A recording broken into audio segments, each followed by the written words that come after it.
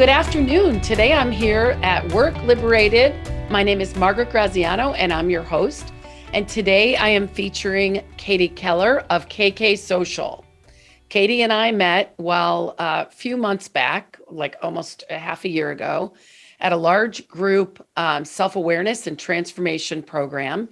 And I was so impressed by her social ability that I started following her on social media and got really curious. And now I would like to do an interview with her on the podcast for the purpose of people who want work liberation. What do they need to know about their social brand?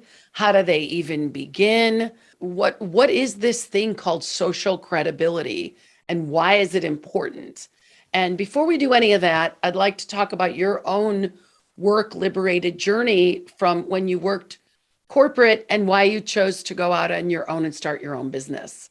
I know, right before, it was like literally the timing couldn't have been crazier. But yes, thank you for having me. Excited to share, that I definitely did liberate what I was up to. I worked in social media in-house for 8 years as the director of social and brand for a few different really cool startups in the food, beverage, fitness, and lifestyle spaces. And at the same time, had friends starting companies where they were asking for help with branding, for help with social media.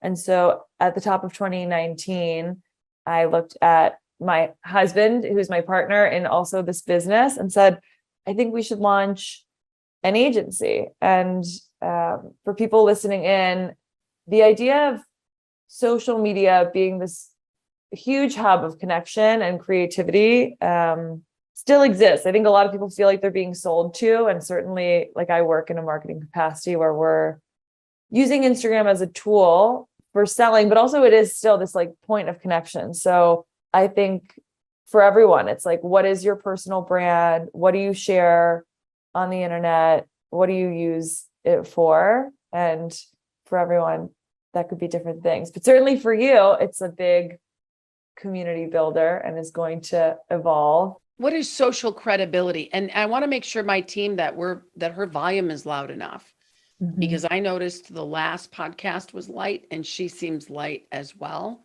And I talk loud, so I talk loud too. Hopefully you can hear me. I talk loud. Yeah, we can hear you, but it's soft. So what is social credibility? What does it mean? Yeah, I think for everyone, social credibility, I mean, it really is like, is this a source of knowledge and intel that I believe? And I think the way I find people or brands or products, a lot of it is referral, right? Like a lot of it is your friends saying, hey, I think you'd like this person, you'd like this coaching program, you'd like this book. And I think we all use Instagram as a vetting tool now to say, is this legit? Very good. Which is how this person legit? Even if you're applying for a job, like what are they doing on social media? Yeah. And there's like companies built all around that where they'll scrub your social to see, like a deep dive on like, what's your background? What are your beliefs? Have you shared anything that's less than savory? So it really is like, I think for most people, this public personal access point of like, who are you? What do you like? What are you interested in? And what are you offering or sharing? And so to look at it from that lens of what do I want to put out there and like connect with people on is kind of how you can frame it for yourself. Okay, good. And then for you in starting a business, you had people who needed you and you started.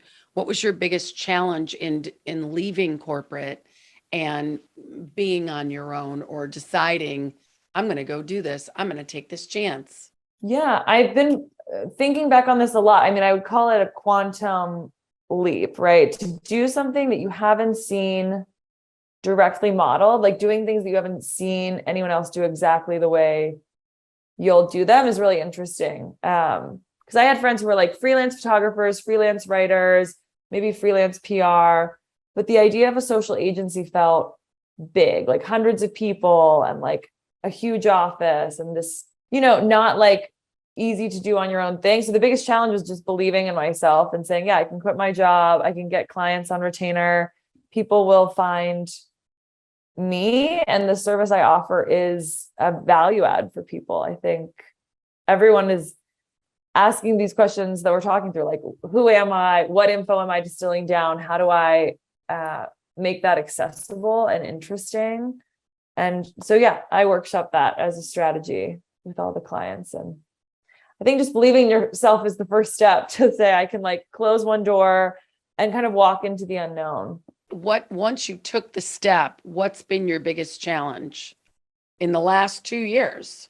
Well, right. The last 2 years have been pretty wild because we were in COVID then after 2019. So I think, social turned into a little bit of crisis comms with, what are we talking about? What are we sharing?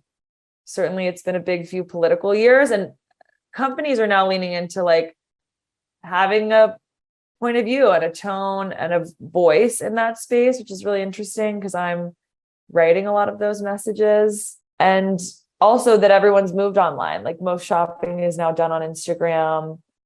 Most new product discovery is there. So the digital realm really being the only place people could shop was great for our business, but intense for everyone because it was also felt like all you had was your phone. So what is your personal brand? Like you're the shoemaker. So do you have shoes? Have you done your own work in this area, or did I just ask you a really challenging? No, I think it's actually, no, it's not challenging at all. There's a piece of me that kind of likes to keep what we're up to a secret. And I think that that's for the sake of like not getting too much feedback. I think when you start something new, the idea of crowdsourcing a lot of people's opinions can kind of block your vision or your dream or your manifestation. So we launched this business, no website, no personal social, just on our credibility of like, these are the brands we've worked with. This is what we're up to. And I've kept my personal social is like marketing strategist, but it's also like the lifestyle piece of I teach yoga. This is a husband and wife team. We live in California. And I think there's a version of some people have their personal account is their business. We have an agency account, so it makes it kind of nice that there's this split. But the reality is that all of our clients like follow my personal Instagram, keep up with what we're doing. And I think are also bought into the lifestyle piece of like, they love California. They like the access to like other brands, other people in this space. So yeah, my personal brand has stayed pretty personal. Well, it's interesting what you're saying though, that people do have two separate accounts, but even I was on Facebook and it said, do you want to boost this post? And it was from a webinar we did last week. And I said, what would happen if I told Facebook to target all the things that I like? Like living in California, like cycling, like outdoors, like the climate, like being a young grandma, like living by the beach and having a beach house. And what would happen if I targeted people like who golfed and do the things my clients do? And I started seeing, what it really is, business and personal are almost turning into one. And instead of like work-life balance, it's work-life integration or navigation, or what does Serena say? Work-life rhythm. She's a dancer and a consciousness coach, and like she calls it work-life rhythm. But I don't think there can be one Margaret Graziano, Maggi, and then the CEO of Keen Alignment, because I have one life, and my company raises money for things that I care about. Yeah. I take classes and bring them in as a person and bring the learnings into my business. And then I do some volunteer, and it's one person. So what are your thoughts on people cleaning up their personal social act, because it will bleed over into what they're doing with their business and their work? Yeah, I think there's a lot of really interesting examples of this. You look at some startups that have really blown up, like Glossier. You have Emily Weiss, who's got her personal social, which is like getting engaged, having a baby, products she loves. And then the brand account, which is like campaigns and new product launches and user generated content. I think it's synonymous. I think that people go back and look at, who's behind it. Like the idea of humanizing brands, or like your personal identity being the brand for you as a coach, certainly like you're it. We love a story. We love we love a female founded company. We love a husband and wife team. There's things that people get attracted to where when we think about like, what are the types of clients we want to work with, or what are the types of products we want to buy? I would say in the last 10 years, like people really do their research and dig around and find out. So yeah, I think starting with cleaning up your personal social and also just getting clear on what you want to share. Is it, it sounds like for you, it's like business and hobbies and personal life all in one place where, yeah, it just humanizes you. It makes you a real. Yeah, because people do business with people they know, like, and trust. And so if there's one me in my personal life and one me in my business life, it also kind of feels a little inauthentic. Right. Especially when, as a executive who focuses with other executives on creating healthy organizational culture, a big piece of that culture is the authenticity of the leader. And so what about like employees? I see a lot of my niece and nephews as they're younger in their 20s posting they're drunk, or they take pictures of people that are drunk. Not any of my nieces and nephews anymore, because they're all older if they're watching this. Yeah. But when they were younger, and I see it with candidates, we'll sometimes snoop, which is perfectly legitimate to do. And we'll see people or making really ridiculous political statements. And then they go look for a job, and now they've kind of hurt themselves. How do you feel about that? Yeah, it's an interesting time and space to be in, because I think the idea of being like so polished and so clean and so buttoned up and so perfect does feel, it's a little old guard, like I think that actually there's this respect for like founders showing a bit more work-life play, letting people be authentically themselves, like the version of you, doing anything like let's go with political, too political. I think in the last 2 years, like that was a really interesting concern of like what gets censored or not, what is your company like looking out for or not. But I think employees are also looking to like the company. Is my company speaking out around, what just happened with like, abortion rights, the EPA. I mean, every brand either says something or doesn't. And I think also like, as the employee, you start to get aligned, with what your company is willing to share. Because I think for a long time, people felt like they weren't saying enough, and now it's like this social, fast, like instantaneous kind of response. So, I mean, your original question was, do I think people should keep it squeaky clean? I think as long as you're in integrity with yourself, if you like to go out and enjoy your life and drink wine, don't put that on the internet, but you would stick to like core values or like pillars. So if Maji's things are like coaching, cycling, a healthy body, a healthy mind, an integrated lifestyle, probably some fun with friends is incorporated into that visually, because that's what you're really up to. Yeah. And that's real for me. Yeah. And if my life was diehard right or left, and that was a core value for me, then that would go online. If I had a strong stand, like I have a strong stand for climate and the earth and outdoors, and I speak about that, but I don't bash. What do you think about bashing online? And by bashing, I don't mean a bat and a pillow. I don't know. Yeah, we're in this big cancel culture too. Like I was fascinated to watch so many female founders throughout the pandemic really get shut down online. And it's an interesting time. I mean, I think we're big into like, if people have one misstep, we cancel them. And that's the reason a lot of people are afraid to share. It's why people aren't speaking to camera and posting reels every day and talking about what they think, because for most founders to like be that self-exploitive is like, I'm open to judgment. And that could be with anything, like forget it's just like fear of failure, fear of putting yourself out there too much, fear of not fitting in. But if you're not doing that on the internet, like you're also not diversifying yourself from everyone else, like you're also not relevant. Yeah. If you play it too, I mean, there's a lot of people who social is just where they catch up with family and friends. That's great. Some people are leveraging it as a tool for business. And then some people are full on like running their brand on social media. So for wherever you're at, I think it's interesting to ask, like, what would pushing the boundary of what you're comfortable with look like? Like, if you don't normally like talk, even if it's just to your friends on social, it's like, what are you using the space for? What do you have to say? Because I think taking that step is really hard for people. Like, I'm a great chef and I want to do pop-up dinners. If I tell the internet that I'm going to do a pop-up dinner this weekend, like, what if no one comes? What if no one buys the ticket? What if no one shows up? You know, because everyone can see, like, did you get any likes? Did you get any engagement? That could be you selling a course or like a class. And You're making me nervous here.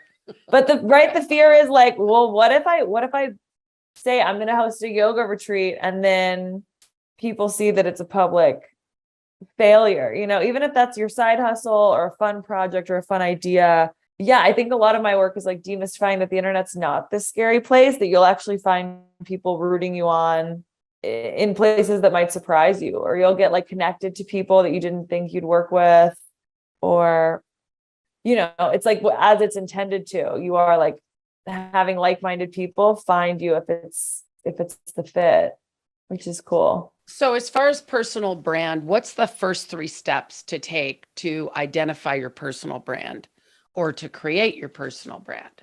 Yeah. So I think if you're looking at yourself as a business, you have to say, what's my mission? Like, what's my core vision? And even for us, it was like, okay, great. We're finding founders that we're inspired by.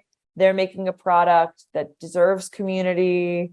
They're doing something meaningful in the world. And then our core values are around being collaborative, co-creating, enjoying the aesthetics, the look, the feel. So I would say, like, you could write it out like a list. Like, these are the things that I'm envisioning for myself. This is what I believe in. For Maji, it would be like, here's what I'm doing in the coaching world. Here's what I believe in.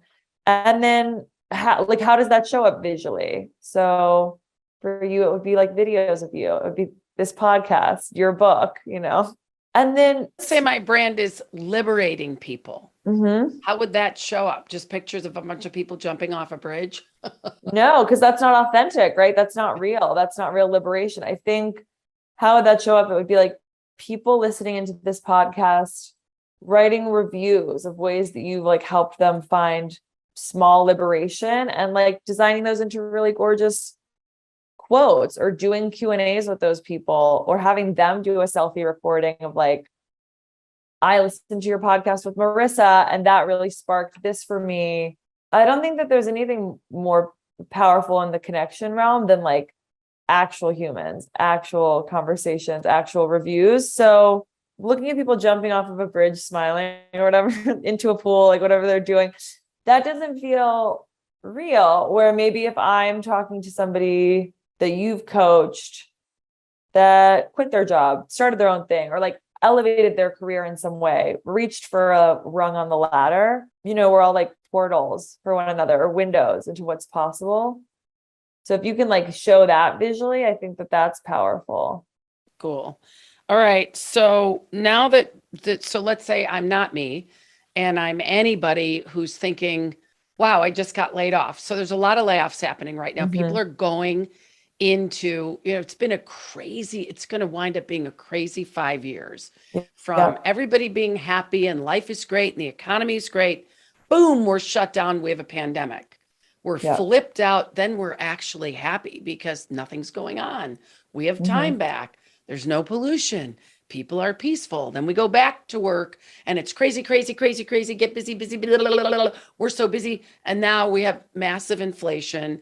And now we've got thousands and thousands and thousands of companies laying off, and people are going to be in competition with many, many, many, many other people for the same job.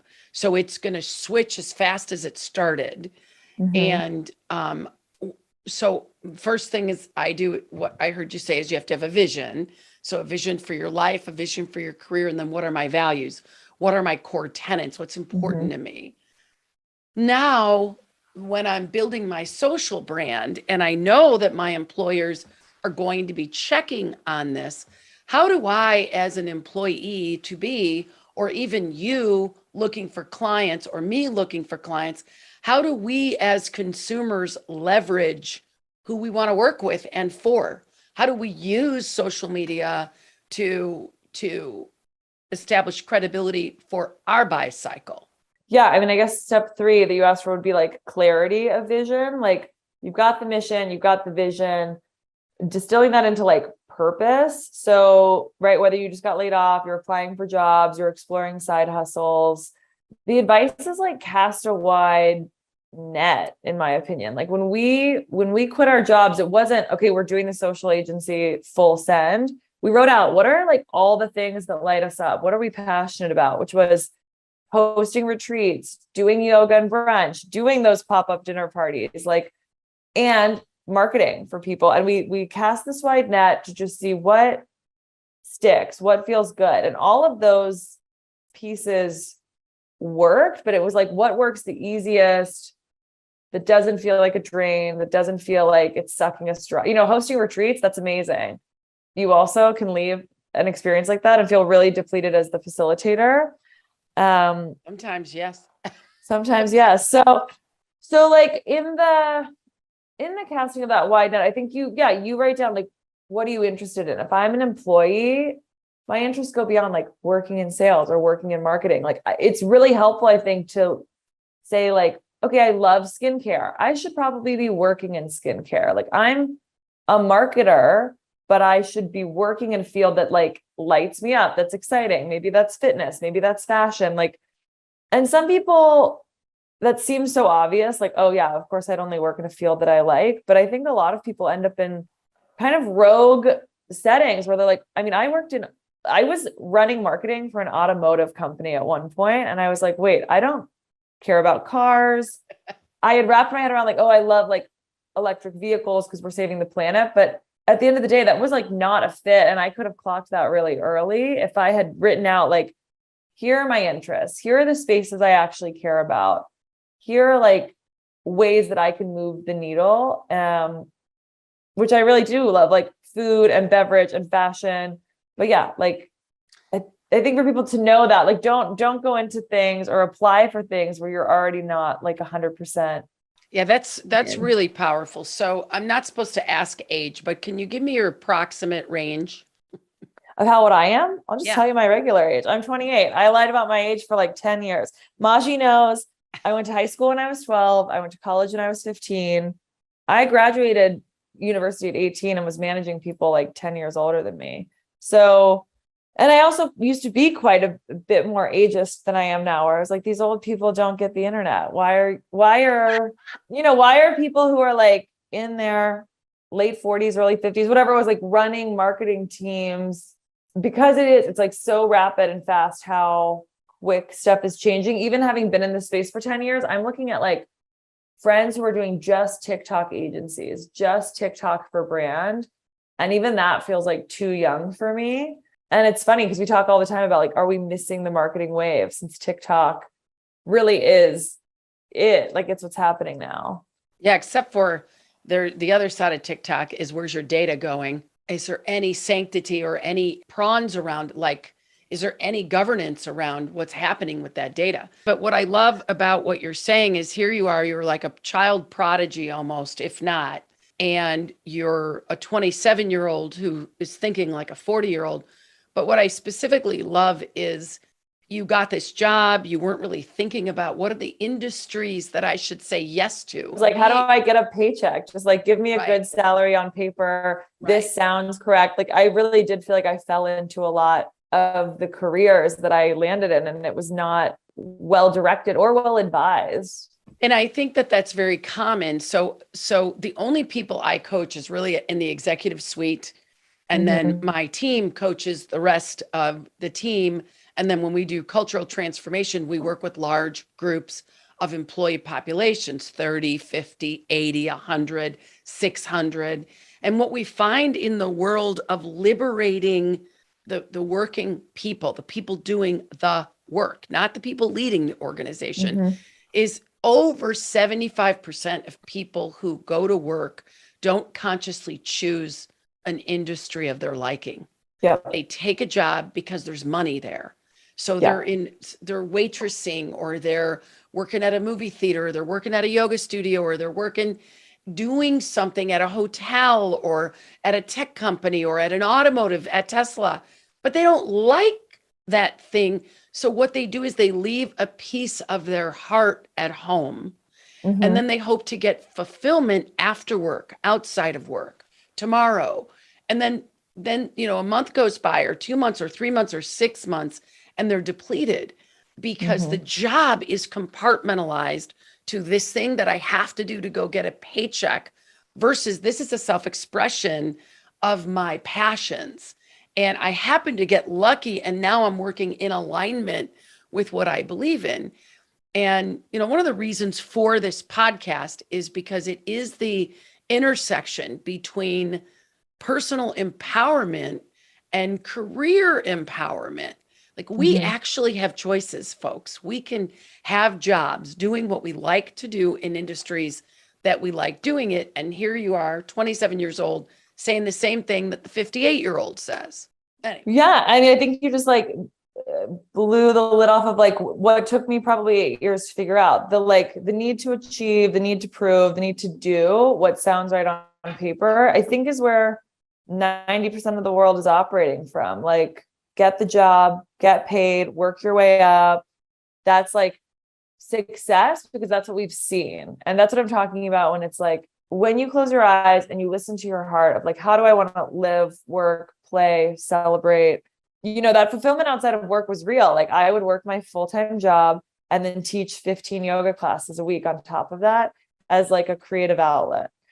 Hank would work from 9 to 5 and then chef at a restaurant from 5 to midnight. And we didn't need to work 2 full-time jobs, but we did because we were oh, that's the balance. That's the payoff. We'll do the thing for money so that we can do this other thing for fun. And the second that we kind of, I don't know, just flipped the script on money is a value exchange. There's lots of things that you can do that are of value. You can make pottery. You can write music. I mean, I think it's really hard for people to think what's not going into a desk job from 9 to 5. It's just so beyond most people's.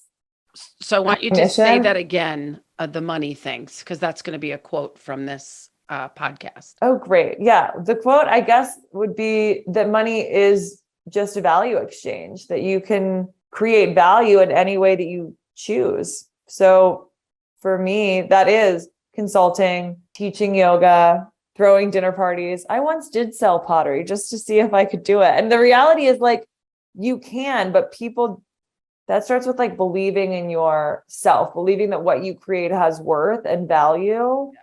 And that could start while you're inside your full-time job, to be wait a second, I'm not just working to get a paycheck. What I do provides value here. This is an equal exchange. Yeah. And there's something else you said. You talked a little bit about the side hustle. And I've been, my statistics that I have been reading, and almost for 18 years, I mean, it's one of the reasons I sold my recruiting company and moved into organizational culture and leadership, because the truth is the whole fabric of organizations are changing, and the place most places people want to be is not that big monstrous company where they are not seen or valued. They want to be at a place where their contribution is noticed. But the side hustle, the statistics, and they pointed it on millennials, but I actually think it's now the Gen Zers and the millennials, or people who think like that. But everybody's going to have a side hustle. Tell me what you think about that and this world of the side hustle passion. Yeah, I mean, I think we've been in this I'm a multi-hyphenate stage since I got into the workforce. I think it's part of what we talked about earlier in the being fully embodied, fully expressed, authentically showing who you are, might be that Katie does marketing and teaches yoga and hosts retreats. Hank is a photographer and a graphic designer and a chef. I think for everyone, there's also this big question of do you need to monetize your side hustle, or do you do something you're passionate about just to get the creative kick? But to close the loop on being invaluable in your company or feeling your own value and worth in that space, and not feeling like you like fell into a job and you just work for this paycheck is like to really map out, what are you bringing to the table? What makes you invaluable? And like, how are you co-creating culture, like building this thing together? Because I think a lot of people just don't have any of that agency. They're like, I work for someone else. What I do doesn't really make a difference. I'm a cog in the machine, get to a place where you don't feel like that. And then you've got the support and the stability to say like, okay, great. What else do I want to do? Is it that I'm a amateur photographer on the weekends and people start paying me for that? I mean, a lot of people in the like big hub of this, that like everyone is an influencer and brands actually will pay you, right? Like you could be getting gifted clothes for cycling. You could be taking photos on tour. It could be like protein bars and snacks, like brands will pay you actually a lot, because as a micro influencer, your friends, like you have more influence over them than a person with millions of followers who people know are getting paid to push a different product every day, which I hope that lands. Like, I think that that's the biggest piece. It's like when you find your own brand aesthetic and what you're up to, right? Like you write it out. Here's my little mission. Maji cares about like being liberated, a healthy body, healthy mind, whatever you say. Then you're like, okay, cool. What are the brands that align with that? Like, could people pay me? Could I collaborate with those companies? And those are like the stretches where I think people think that's so unattainable, but the big I can say that even as you're saying it, I'm like, oh yeah, I went to a workshop once.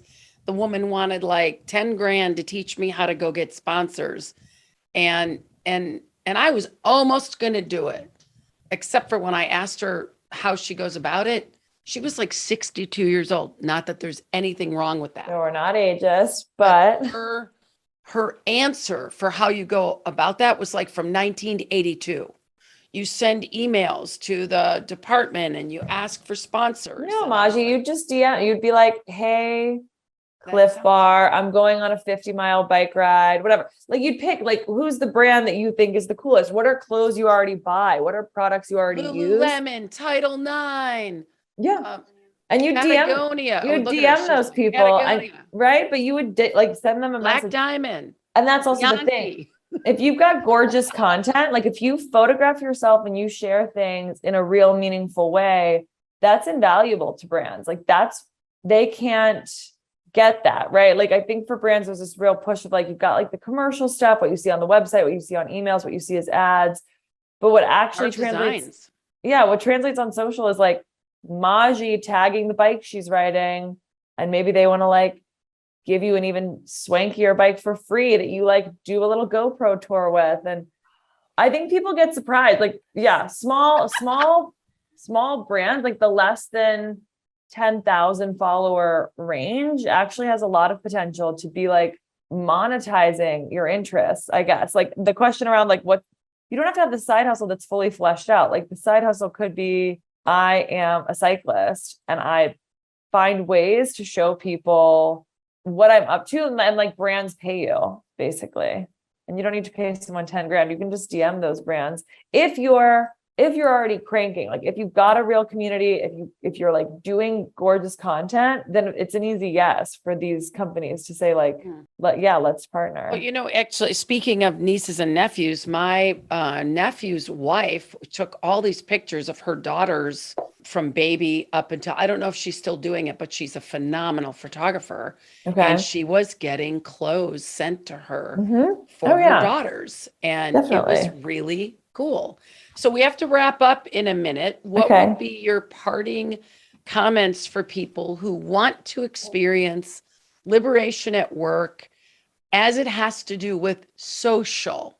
Yeah. I mean, I think if you're not feeling free in that space, right? Like liberating yourself, in my mind, on Instagram or Facebook or whatever medium you're using, is like really being vulnerable in like who you are, like showing your friends and family or whoever follows you right now what you're up to, thinking of it as a platform where like your voice matters, and then trusting that the people who are like gonna see and hear you, like, those are your people. That's who's gonna elevate you and like up level you, give you referrals. Right. Like I think totally. I think that like even people just seeing on my personal Instagram that like we're at a photo shoot for this client, or we're like doing this project, it just reminds them like, oh yeah, this is a service that Katie and Hank provide. I have a friend who needs that, or like I have a client who needs that. Do Katie and Hank provide headshots? Oh yeah. Oh yeah. Do you All need some right. fancy So photos? I have one more question. What is that thing right beside you? Is that a mop or a cat or Oh what? my God. It's a little lambskin on the chair. It's fabulous for meditating. It's I thought nice. it was like a mop, and then I thought it was No, a I cat. wish it was a mop. No, lambskin rug, honey. It's good. My sister's like in Northern England on a sheep farm where they put it on felt or something. So it's all nice to the animals. So that's real sheep shavings. Yeah, but I don't know how you like explain it. They put it on felt. So it's not like you don't hurt the animals. They don't kill any sheep. You guys do headshots, you do corporate, you do brands. Mhm. I mean, how do they reach you? They can check out the website, kksocial.co, or you can email me at katie@kksocial.co. And yeah, I think anyone who's like, if it's questions around like personal brand strategy, or you want to launch a company, or you already have a company, we're down to chat. We're going to help Maji with all of her book stuff. It's coming. Yeah, I've got a new book coming out, Ignite Culture. I'm going to talk to Katie about how we can do that. Jenny, come on screen so she can, hopefully won't be embarrassed. This is Jenny, our social media person, and Hi, she will Jenny. be reaching out to you. She was taking notes. You Love want to it. get all the way in there. Good. Say Oh, hi, yes. everybody. Hi. She was taking notes, and so she'll reach out to you. And thank you so much. Your feedback was great, no matter what role you're in, about really understanding the power of social. So thank you, Katie, and we'll talk to you soon. Bye. Thank you.